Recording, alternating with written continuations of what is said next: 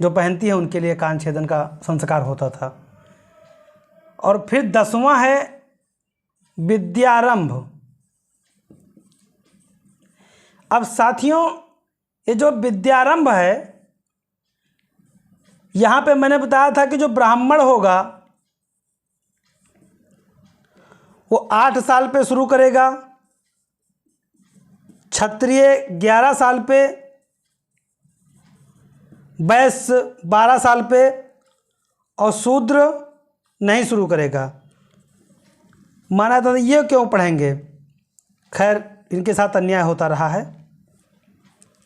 लेकिन अब पढ़ेंगे, उनको रिजर्वेशन भी मिलता है और मेहनत भी करते हैं। तो ब्राह्मण 8 साल का होगा, क्षत्रिय 11 का, वैश्य 12 साल का होगा और वह विद्या प्रारंभ कर देगा। यानी कि कर्ण भेदन संस्कार, विद्यारंभ संस्कार और 11वां है जो सबसे मुख्य है, अब यहीं पे साथियों उपनयन संस्कार।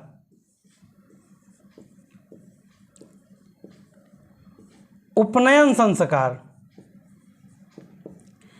अब विद्या प्रारंभ तो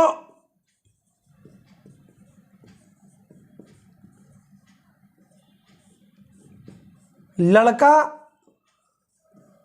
और लड़की दोनों ने किया था, लेकिन अब उपनयन संस्कार केवल किसका होगा, पुरुष का।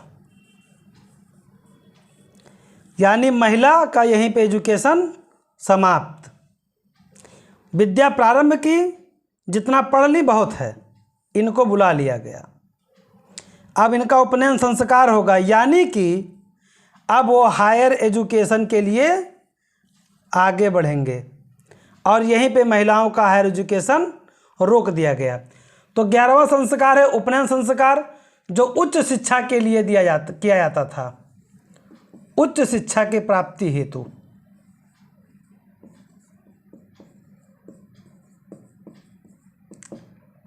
उच्च शिक्षा के प्राप्ति हेतु उपनयन संस्कार किया जाता था।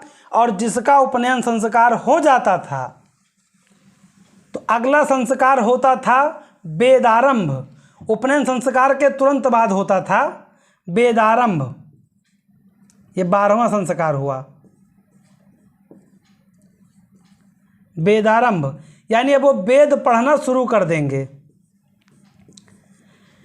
अब कुछ जगह पे तो देखा था कि वेद भी केवल द्विज ही पढ़ सकते थे, यानी ब्राह्मण, क्षत्रिय और वैश्य। शूद्र को वेद पढ़ने का छूट नहीं था। अगर ये कोई पुराण वेद सुन भी लेते थे तो माना जाता है कि इनके साथ गलत व्यवहार किया जाता था, यानी इनको अलाउ नहीं था। अब वेद पढ़ लिए, उपनयन संस्कार हो गया। अब ये माना जाता है कि 25 वर्ष के आसपास हो गए। अब 13वां जो संस्कार होगा वो होगा केशांत। केशांत या इसे बोलते हैं गोदान। अब ये 25 वर्ष के हो चुके हैं। अब ये कहाँ प्रवेश करेंगे, गृहस्थ आश्रम में। अब इस आश्रम में आने के लिए इनको 2 संस्कार का सामना करना पड़ेगा। एक केशांत या गोदान, मतलब पहली बार केशांत में पहली बार दाढ़ी और मूंछ बनाई जाएगी, क्योंकि जब वो शिक्षा ग्रहण कर रहे थे उस समय दाढ़ी मूंछ बनाने का अलाउ नहीं था, और वो जंगल में या गुरुकुल में शिक्षा ग्रहण करते करते अब वो 25 वर्ष के हो गए हैं, इनकी शिक्षा पूरी हो गई है। अब इनका केशांत या गोदान जो है संस्कार होगा, और ये कई गायों को दक्षिणा के रूप में गाय को दान करेंगे, या जिसके पास गाय नहीं होती थी वो दक्षिणा के रूप में, गुरु दक्षिणा के रूप में और कुछ देता था, लेकिन गोदान के रूप में इसे माना जाता था। अब केशांत संस्कार के बाद में समापवर्तन संस्कार होते थे। 14वां संस्कार है समापवर्तन संस्कार।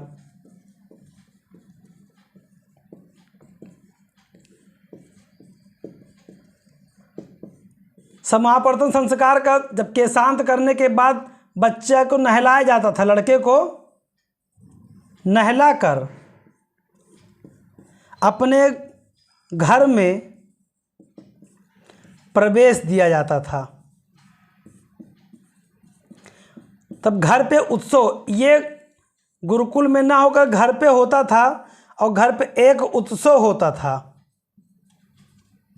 और गृह प्रवेश में वो आते थे, घर में प्रवेश करते थे, यानी समापवर्तन संस्कार होता था।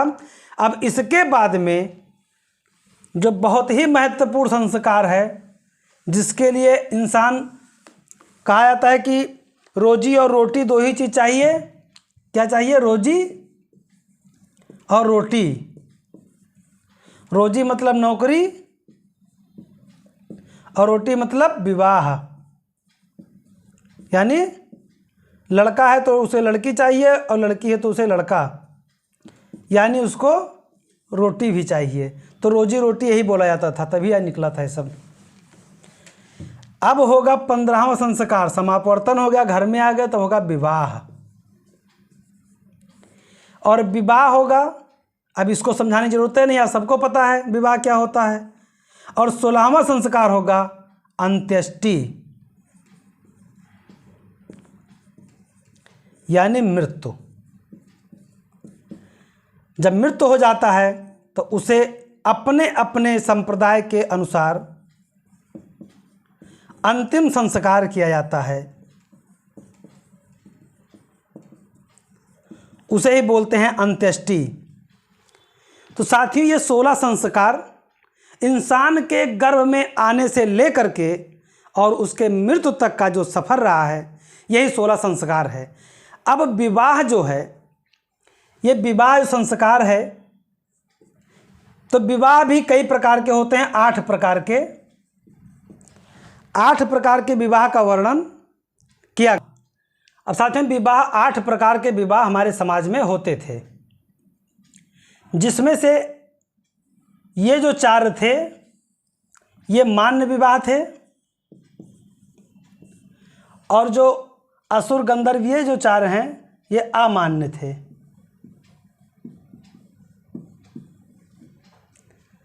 ब्रह्म विवाह में क्या होता था?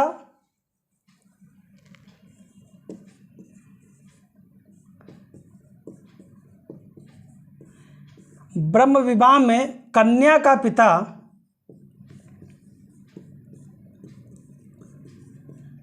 पिता वर को घर बुलाता था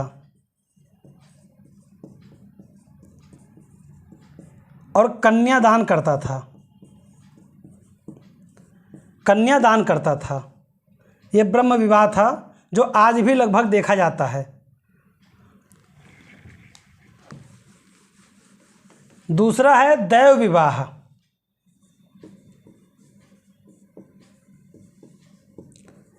दैव विवाह में जिस ब्राह्मण को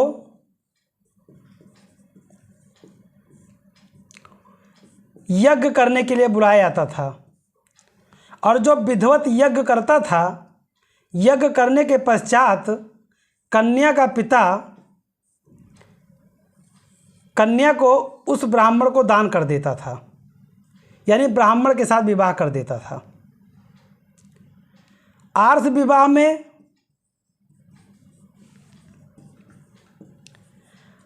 विवाह में कन्या का पिता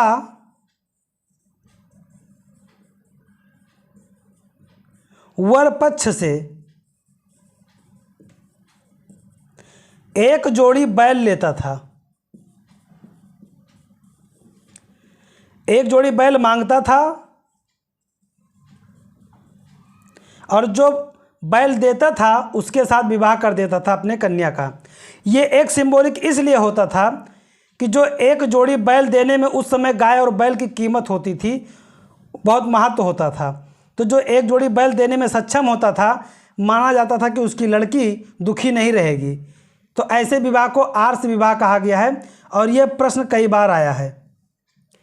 और प्रजापत्य विवाह में होता था कि कन्या और वर दोनों पक्ष सहमति से विवाह करते थे। तो प्रजापति यानी ये 4 विवाह, ये लगभग ब्रह्म विवाह के आसपास मिलता है। ये चारों विवाह मान्य थे समाज में इनकी मान्यता थी। तो आपको याद रखना है कि समाज में मान्य 4 विवाह कौन कौन थे? ब्रह्म विवाह, दैव विवाह, आर्ष विवाह और प्रजापत्य विवाह। अब साथियों, जो अमान्य थे, समाज में मान्यता नहीं था, अमान्य विवाह जो आज भी माना जाता है, लेकिन जो गुंडे प्रवृत्ति के या और प्रवृत्ति के लोग रहते थे वो तब भी थे, वो आज भी हैं। असुर विवाह,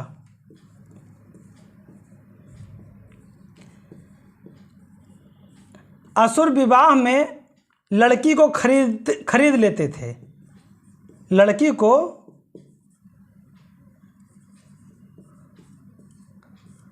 खरीद लेते थे, यानी कि कन्या का पिता बेच देता था।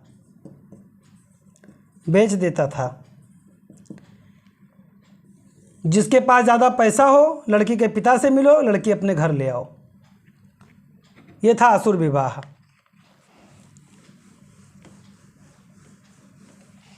छठा है गंधर्व विवाह।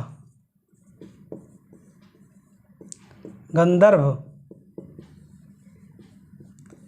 विवाह, इसे माना जाता है प्रेम विवाह। इसको थोड़ी बहुत मान्यता थी। अगर लड़की लड़के को प्रेम हो गया है तो माना जाता था कि विवाह कर देते थे, तो उसे गंधर्व विवाह कहा जाता है। ये तो वर्तमान में बहुत प्रचलन में है। वर्तमान में ज़्यादातर लोग इसी पर भरोसा करते हैं, बाद में भरोसा टूटता है तब कहते हैं नहीं अब हमें भरोसा नहीं है, हम अलग जाएंगे। तो लड़का भी अलग चला जाता है और लड़की भी अलग चली जाती है। मतलब भावनाएं खत्म हो जाती हैं, संबंध खत्म। जब तक भावनाएं हैं संबंध रहेगा। तो ये भी होता है। अगला है राक्षस विवाह। ये नाम है राक्षस है, राक्षस विवाह। जब नाम राक्षस हो तो विवाह कैसा होगा? तो लड़की का अपहरण कर लेगा। अपहरण जैसे पृथ्वीराज चौहान ने किया था संयोगिता का। अब उसे गंधर्व कह लो या राक्षस विवाह कह लो, ब्रह्म विवाह तो नहीं था। तो अपहरण करके, लड़की का अपहरण करके विवाह करते थे। अब यहाँ तक तो ठीक था। असुर विवाह भी एक हिसाब से चलो सही है, गंधर्व भी और राक्षस भी, अमान्य में भी इसे मान्य कर सकते हो। लेकिन जो पैशाच विवाह है, 8वां और अंतिम पैशाच,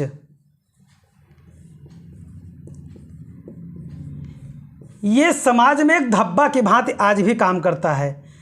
जिससे विवाह करना होता था, कन्या का बलात्कार कर देते थे। बलात्कार करके तब विवाह करते थे। मतलब कहा जाता है कि आज भी कुछ मानसिकता वाले लोग ऐसे हैं कि अगर घर वाले नहीं मान रहे हैं तो उस लड़की को या महिला को गर्भवती कर दो, तब कहाँ जाएंगे। और महिलाएं भी उसमें योगदान देती हैं। अब इनको क्या कोई कहे। लेकिन ये विवाह समाज में बिल्कुल मान्य नहीं था और ये मान्य आज भी नहीं है। हाँ, कुछ लोगों को मान्य होगा तो मैं नहीं कह सकता हूँ, नहीं तो इसके लिए सीधे मौत की सज़ा होनी चाहिए। और मान्य तो बहुत दूर की बात है। तो साथियों, यह रहे आज के हमारे क्लास, और अपने क्लास को मैं यहीं पे समाप्त करता हूँ। और आप लोगों से निवेदन करता हूँ कि ज़्यादा से ज़्यादा लोगों को शेयर करें, लाइक करें, कमेंट करें और अपने दोस्तों से, मित्रों से हमारे चैनल को प्रतिमा जीएस एकेडमी को सब्सक्राइब करवाएं। धन्यवाद। जय हिंद, जय भारत।